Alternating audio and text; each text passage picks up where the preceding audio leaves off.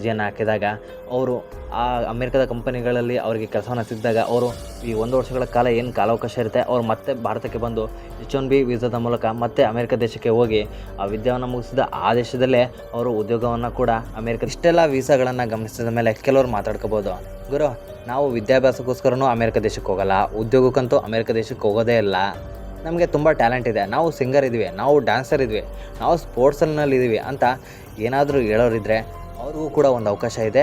ಆ ಅವಕಾಶದ ಹೆಸರು ಬಂದು ಓ ವೀಸಾ ಅಂತ. ಈ ಓ ವೀಸಾದ ಮೂಲಕ ನಿಮಗೇನಾದರೂ ಟ್ಯಾಲೆಂಟ್ ಇದ್ದು ನೀವು ಡ್ಯಾನ್ಸರ್ ಆಗಿದ್ದರೆ, ನೀವು ಸಿಂಗರ್ ಆಗಿದ್ದರೆ, ಅಥವಾ ನಿಮ್ಮಲ್ಲಿ ಏನಾದರೂ ಒಂದಷ್ಟು ಕಲೆಗಳಿದ್ದರೆ ಆ ಕಲೆಗಳ ಮೂಲಕ ನೀವು ಅಮೇರಿಕ ದೇಶಕ್ಕೆ ಲಗ್ಗೆಯನ್ನು ಇಡ್ಬೋದು. ಅಮೇರಿಕ ಅಂತಿರೋ ವಿಶ್ವದ ದೊಡ್ಡಣ್ಣ ದೇಶದಲ್ಲಿ ಟ್ಯಾಲೆಂಟ್ ಇರೋರಿಗೆ ತುಂಬ ಒಳ್ಳೆಯ ಅವಕಾಶಗಳು ಇದ್ದಾವೆ, ತುಂಬ ಒಳ್ಳೆಯ ವೇದಿಕೆಗಳು ಇದ್ದಾವೆ. ಅಲ್ಲಿ ಆ ದೇಶದಲ್ಲಿ ಅಮೇರಿಕ ದೇಶದಲ್ಲಿ ಟ್ಯಾಲೆಂಟ್ ಇರೋರಿಗೆ ವಿಟಮಿನ್ ಎಮ್ ತುಂಬ ಚೆನ್ನಾಗೇ ಬರುತ್ತೆ. ಸೊ ಈ ಓ ವೀಸಾದ ಮೂಲಕ ಟ್ಯಾಲೆಂಟ್ ಇರೋರು